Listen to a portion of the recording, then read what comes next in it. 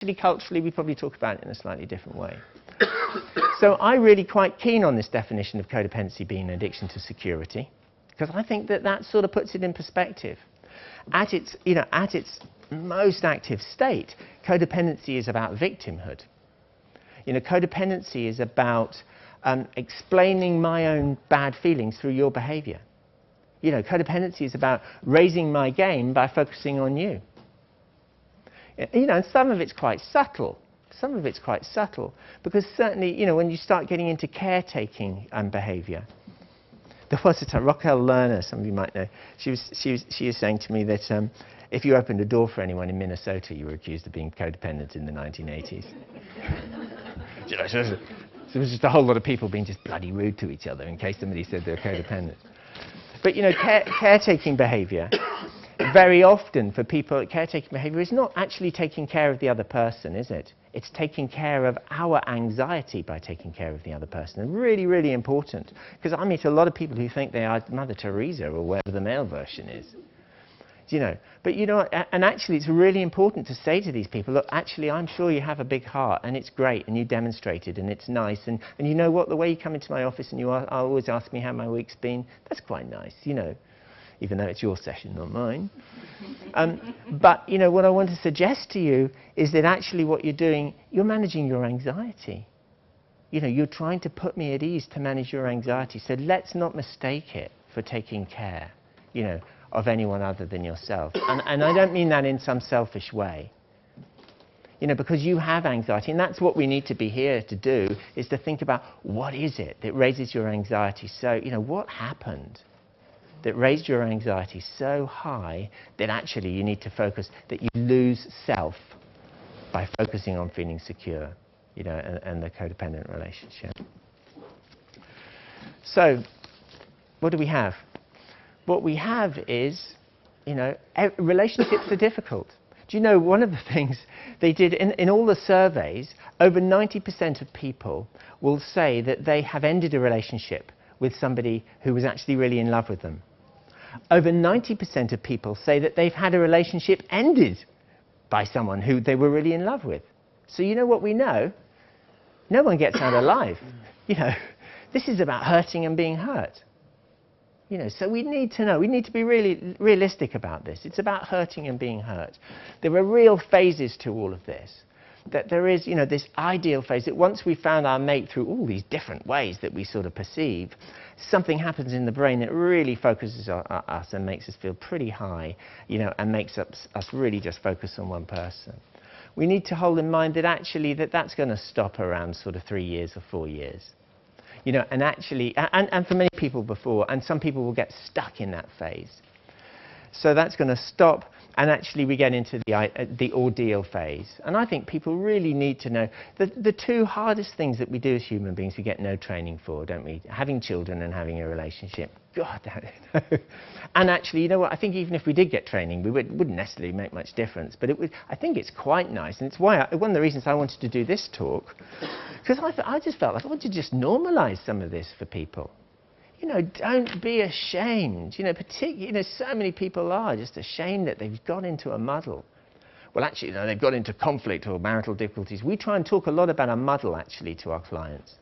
We talk about, gosh, sounds like you've got into a real muddle. Because straight away, which I think, that describes it, it just takes away the sort of, the feeling that what's happening. Because I tell you, when a couple come into your room, you know what they really want to know? Whose fault is it? Is it mine or is it theirs? Yeah? That's what they want to know. It's so important that we have some compassion. You've got into a muddle. How could you not get into a muddle? God, you're recovering from addiction. Especially, how could you not? You've negotiated your way through all those chemicals in the ideal phase. You've had all the merging that reminded you of what you didn't get and what you so wanted. God, how could you not be having a difficult time? And that's before the fact that, everybody does. Hence, the statistics that I've given you that I felt really, really important to give you. So we need to do that. So what's the way forward with all of this? Because actually it's great, isn't it? It's like all those self-help books. You get to sort of, the final page, and you've had the problem described really clearly to you. It's like, well, what are we going to do? I feel even worse. at this point. So, you know, what can we do? I think there's a bunch of stuff we can do, but you know what? We need to know we're going to go through difficulties. We really do. You know, there is no protection against the life cycle. There's no, you know, this stuff is just going to happen. So, you know, and I think that some people with recovery and their recovery programs, you know, they work it as if actually this will be, you know, that somehow I'll find perfect care.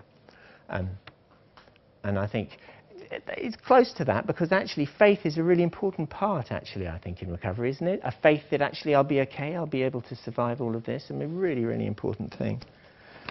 But let's just talk about some of these things that we can do. Okay. I mean, first of all, we do need to know ourselves, don't we? I mean, that's rather obvious. But, you know, if your primary relationship has been with an addictive substance or process, you don't really know yourself. What you know is, you know, how to score and stay high, you know, and keep the whole thing flourishing. You know, that's what you really know.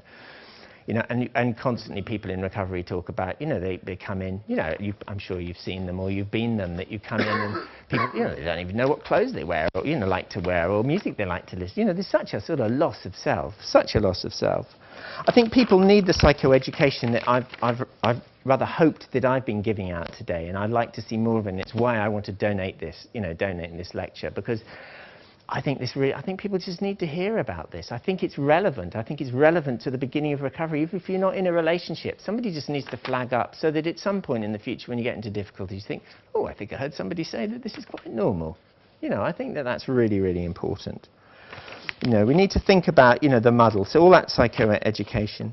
We need to be able to notice signs of distressed couples. Now, recovery is all about noticing, actually, isn't it? Because actually in active addiction, it's about not noticing.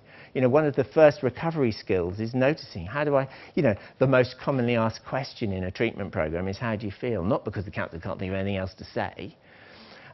Might be the case, but mostly because actually it's really, really important that we start to actually connect up to how we feel and get used to talking about it, because often that's a really, really new thing.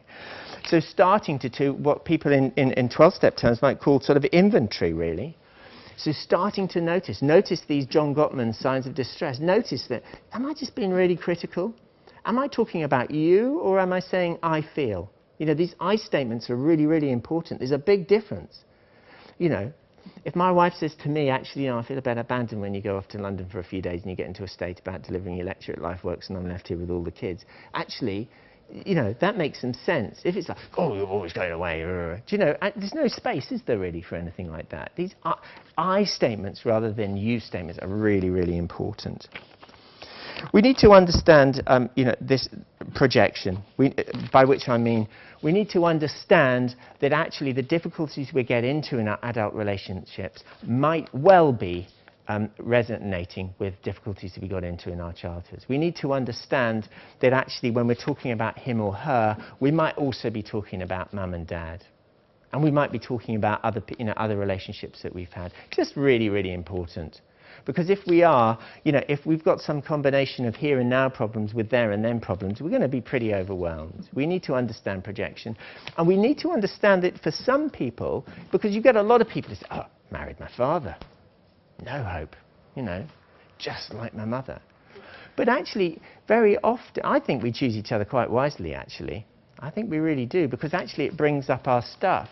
David Snarch, who wrote a book called Passionate Marriage, you may know it, he said that, you know, the couple relationship is a people-growing machine. You know, we learn so much about ourselves in the couple relationship, usually more than we want to know, and usually more about the other person than they want to know, actually. But, you know, but we really do. So we need to understand the things that resonate for us. We need to understand, you know, that this is coming from deep down. This is limbic. This is coming from, I'm going to be abandoned. It's coming from the area of our brain that kicks in nanoseconds before the frontal cortex. You know, the feeling that, oh, she wants to stay in and wash her hair, she doesn't love me anymore, there might be someone else. That's coming from the limbic system. That I'm going to be abandoned kicks in nanoseconds before actually, hey, don't people wash their hair? Isn't this sort of reasonable? That catastrophic thinking happens because people have had a catastrophe in the past. So really, really important, you know, that we grasp that. You know, and we grasp that for many people in recovery, they're in a sense, they're in two minds. They're in a limbic mind and a frontal cortex mind. With these very mixed feelings. But always the limbic system will kick in first. I tell you why. It's because it's the limbic system. When the man-eating tiger enters the room, I always give this example, it's the limbic system that says, let's scarp her. Before the frontal cortex says, nice stripes. That's what keeps us alive. That's why we're sort of top of the food chain. So we need to understand that stuff. That this is difficult. We don't have just one brain. Big mistake in thinking we have one brain. Okay, there's an awful lot going on in there, and a lot of it's in conflict. We need to, I think, hold in mind this concept of separateness. That how difficult. Thanks very much. That how difficult it is to be a separate person if you've had suboptimal parenting. And you have to really strive for it. To act in your best interest is really, really difficult. But we need to hold in mind that nobody will find us attractive if we can't be a separate person. Yet that goes against the limbic belief that I will be abandoned and die if I can't be separate. So a real conflict. Again, this is where fellowship is so, so important. Hearing other people say that, being around other people, bookending it, saying, gosh, this is how I feel. Really, really important. And actually, that was the next thing I was going to say, which is, I think, of course, for people, sharing and seeking fellowship is really, really important in recovery around all of this sort of stuff. Do you know that there's Recovering Couples Anonymous? There's only 2 meetings in the UK. I don't know why there aren't more, but I had that same thing with Debtors Anonymous. Why isn't Debtors Anonymous massive? It's probably the slowest growing fellowship. Something's going wrong there. Got to be the biggest thing. So anyway, can't really explain these things. Probably to do with shame, I suspect, and disclosure. But really, really important, I think, to be sharing, because you know what? We get ill. We got ill in relationship, so we get well in relationship. It sort of follows. You don't get well on your own just reading a book and trying to work it all out. People try, don't they? And usually end up addicted to self-help books, all sort of half read. I was thinking, really, if I really had my act together, I'd write one, wouldn't I, and then tell you that you could buy it afterwards. Because I suspect that most of the people who make their money there, most of those books aren't ever read, are they? It's just like, the rabbit in the hat. Right. Anyway, I haven't got my act together. But if I do write a book, would you please buy it? I'd be very, very, very grateful.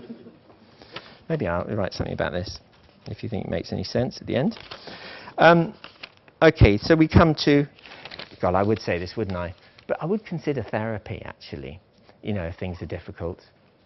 But you know what? I would really encourage you to seriously consider couple therapy. It is the hardest, if you're in a couple, it is the hardest thing you can do to expose your couple relationship.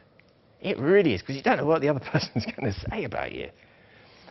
Couple group therapy, God, that is really big.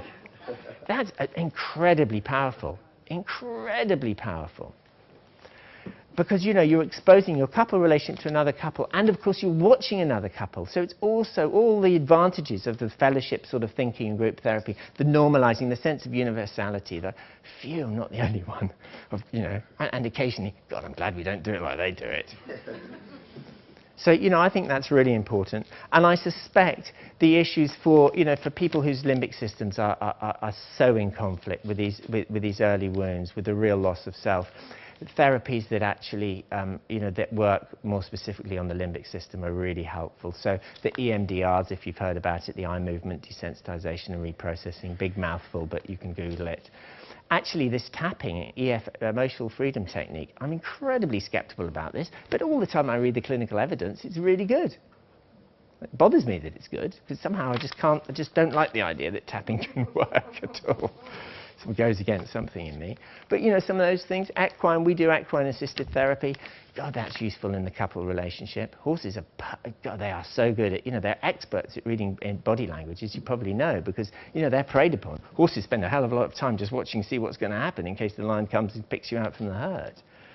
Doing it with a couple is great, because you see how they do a task together. It's so revealing, far more than putting a couple in a chair, in 2 chairs facing each other, or however they're going to be on a sofa in the therapy.